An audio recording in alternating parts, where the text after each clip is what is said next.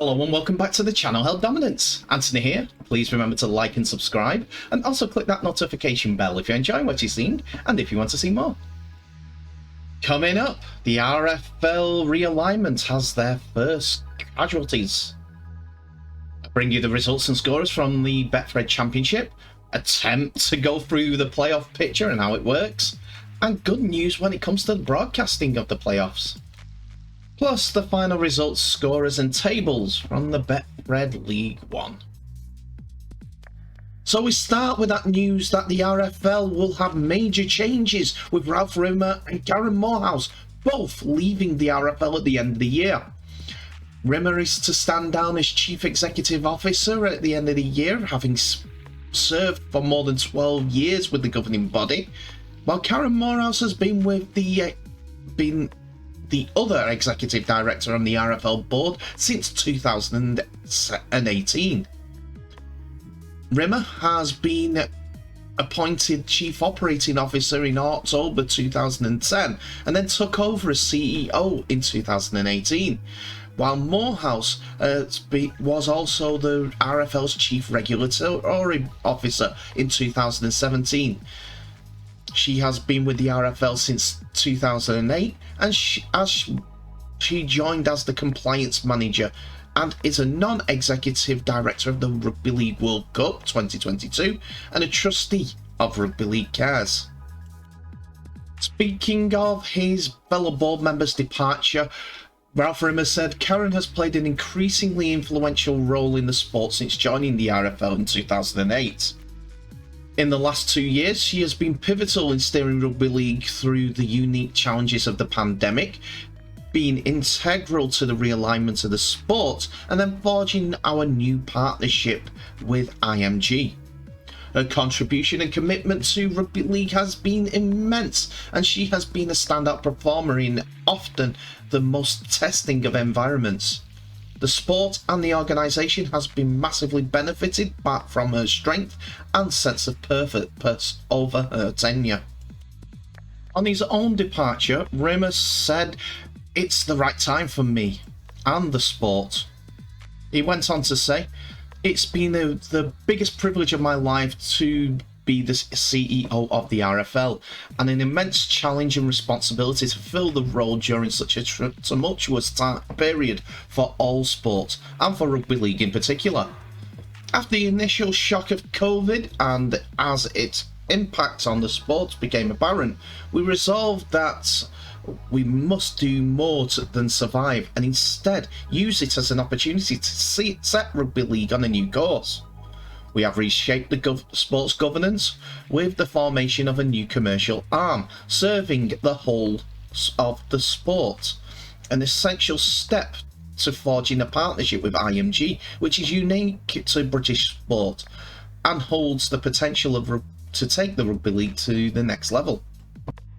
They are a world-class operation with world-class people, and they are working with a magnificent sport as we look ahead to another unique opportunity of the Rugby League World Cup in England in this autumn. These changes have been planned and mutually agreed between myself and the RFL for some time, and as a result we have spoken to various club forums on their necessity. I have been around the sport long enough to know that you cannot please everyone in the sport in a position such as this, and indeed that you should never attempt to do so. But it's the people in Rugby League, on and off the field, who make it such a special sport. I'm grateful to my incredible colleagues over more than a decade at the RFL, and to those at Rugby League Cares, Super League Europe, the Rugby League World Cup, and also so many friends across Rugby League. So the restructuring is coming thick and fast at Rugby League HQ, with the RFL, Super League, IMG making their first moves. The first two people changes will be the CEO and the operations manager, well, the non-executive director. It's going to be an interesting way to see how the sport moves on with these changes coming into play.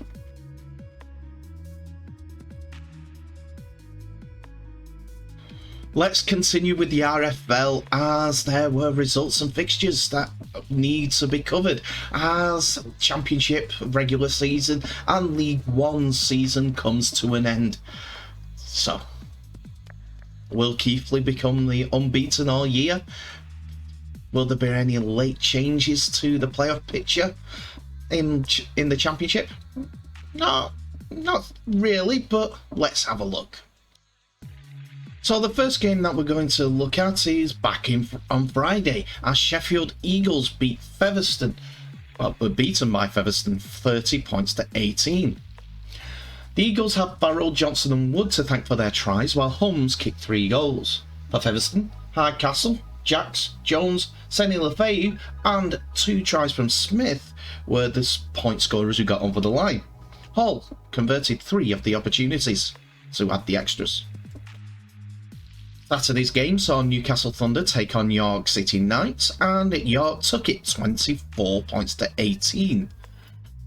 Newcastle had Donaghy, who scored 2 tries, Wild and Mullen, who came up with the other tries, and Wood for 1 conversion for their 18 points. Glover, O'Hagan, Brown and Inman scored the tries for York City Knights, while Harris converted 3 of the tries and scored a penalty. Next we have a Cumbrian derby, as Workington were beaten 28 points to 6 at home against Whitehaven. A crowd of 1,647 were at Derwent Park to see this venture, as O'Brien and Forber, O'Brien with the try, were the ones that got Workington the points. Whitehaven had to thank Bowman, Holiday with 2 tries, Ayer and Evans to thank for going over the try line, while Williams kicked 3 goals and Martin converted the last. Barrow then came away with the win, 44 points to 28, and they had to thank Hakim Maludi for a hat-trick. The departing Barrow's centre scored 3 tries in this game, while Toll got 2, and then a try apiece from Samet, Stack and Ritson all completed the scoring. Shaw kicked 6 goals.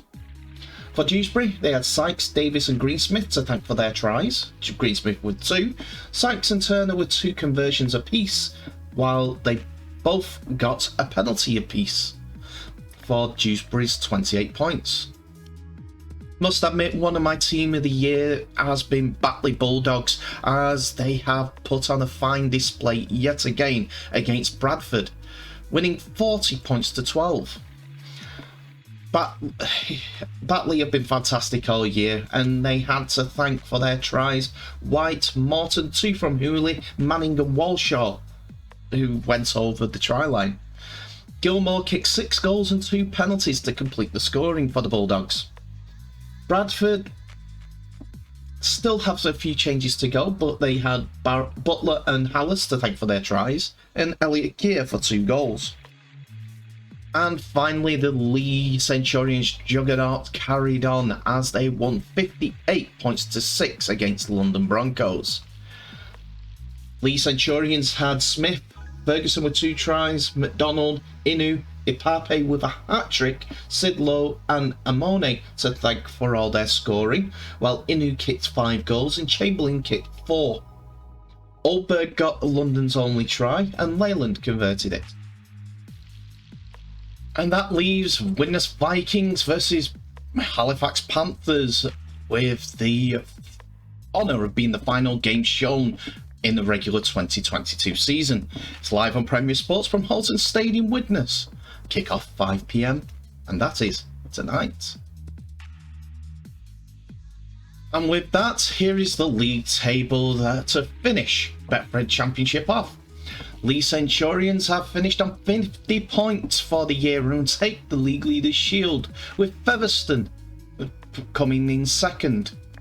Halifax Panthers have yet to play, but are guaranteed 3rd place in the playoffs. Batley Bulldogs have secured the playoff picture, and with 36 points have done remarkably well this year.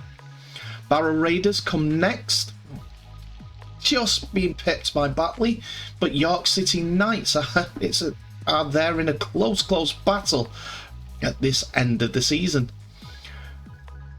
Sheffield Eagles, Widnes Vikings and Bradford Bulls all finished on 22 points in seasons which they'd all hoped things could have been a lot better. London Broncos end the season form, sees them go up to 10th and was almost pipped to 10th from Whitehaven, who won on the last game of the season.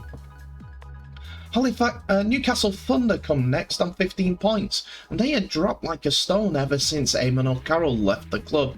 We'll stop bleating about that soon, but Dennis Betts has gone now, so changes are afoot at the club. Dewsbury Rams comes next and stay up in the Championship, but Workington will be playing League One Rugby League next year, finishing with 1 win all season. So some great teams involved in the playoffs for the Championship, and 6 teams all set to go into battle to end up in the £1 million game.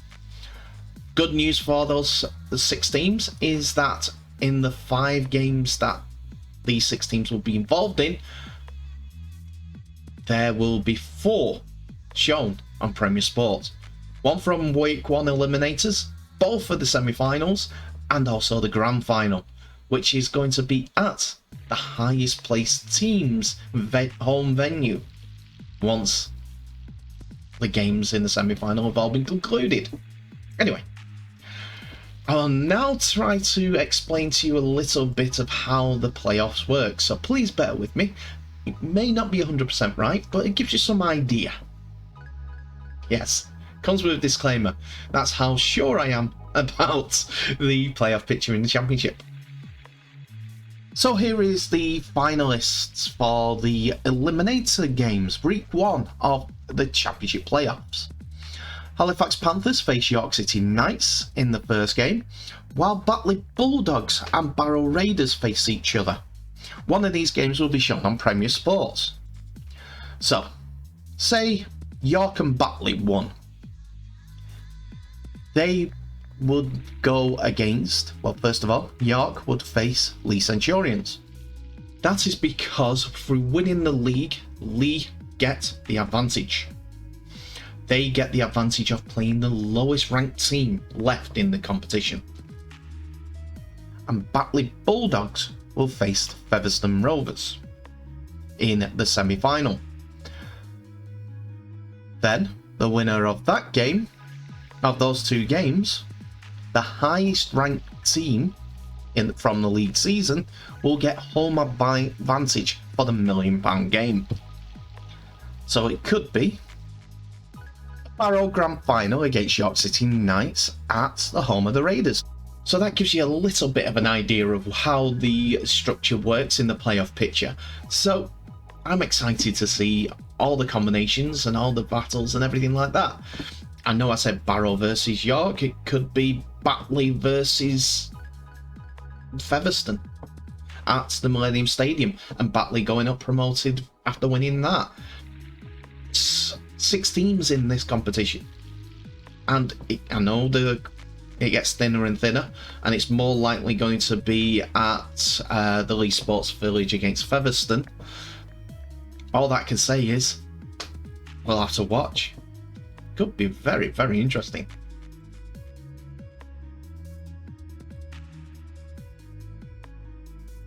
And finally today we're going to have a look at the Betfred League 1 as the season comes to an end.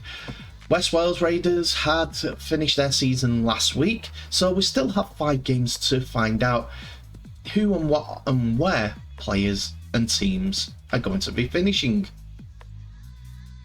So let's begin in North Wales as the Crusaders were beaten 12 points to 38 against the Swinton Lions.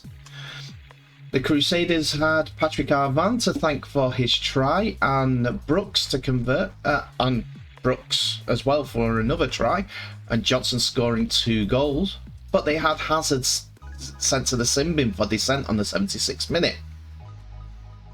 For Swinton, they had Gregson, Wilkinson, Else, Case, Butt, Meadows and Holroyd to thank for their tries, while Abram kicked 5 from 7 conversions. We move on to Sunday, and Midlands Hurricanes beat Cornwall 42 points to 26. Midland had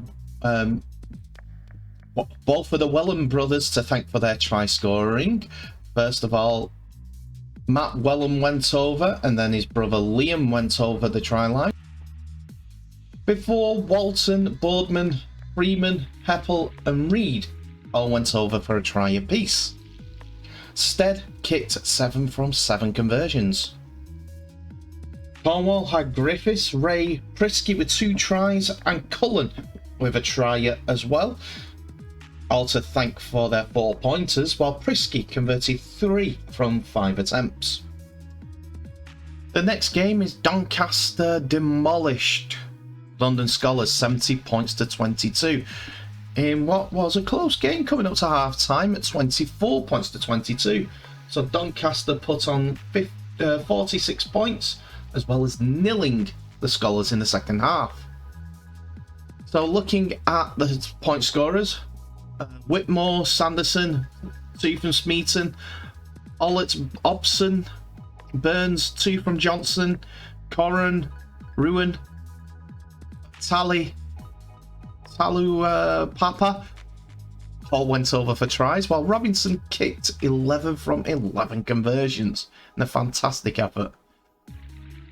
Scholars held their own in the first half with tries from Ball, Ross, Cox and Lyon converted 3 from 4 attempts.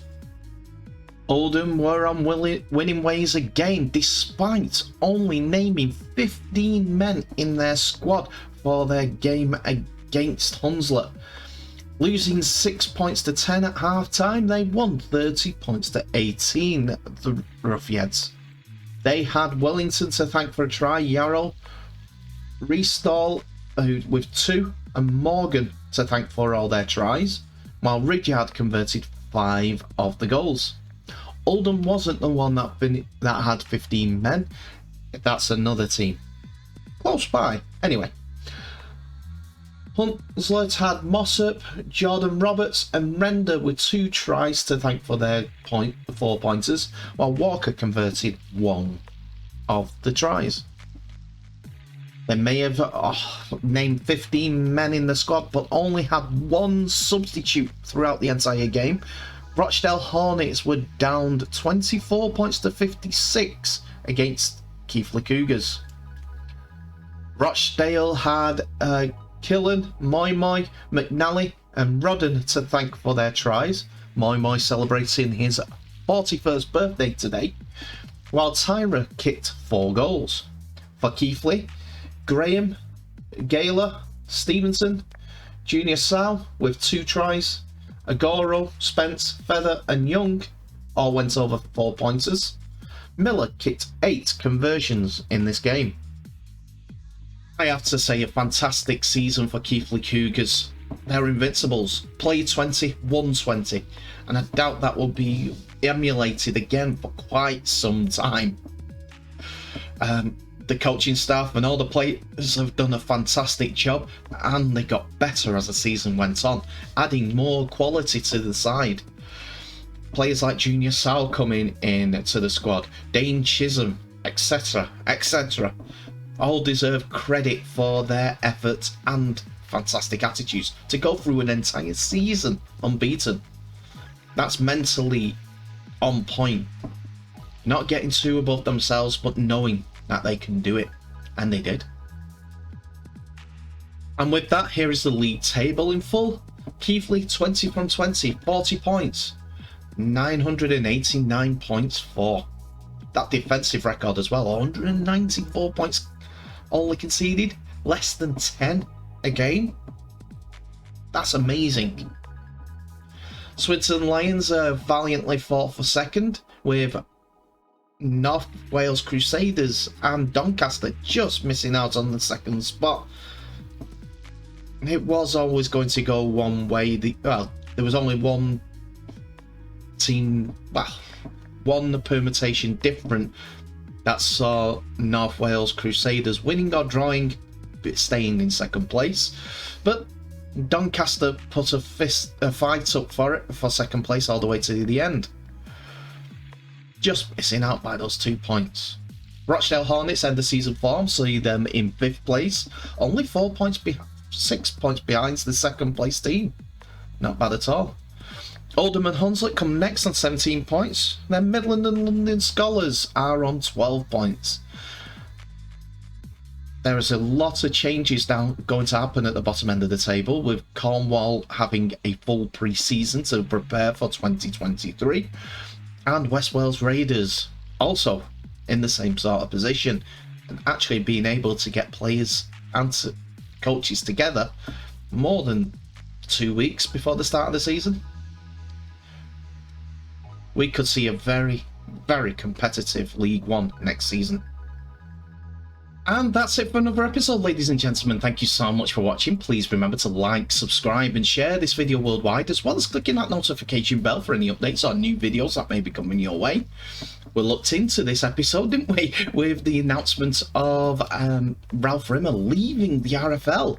It's going to be interesting to see who's going to be the head of the realigned Rugby League, because Ken Davey was supposedly acting Super League boss. He's now Super League boss. I think we've gone backwards a little. Anyway, tell me what your thoughts are in the comment section below. Tell me who your team of the year is in the League One. I think I might come up with a couple of ideas. Team of the year, held dominance League One, held... Anyway, well, that's for another episode.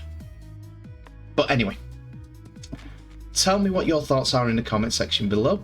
And please remember to share this video worldwide. I will now wish you all the best, so please stay safe, and I'll see you in the next episode.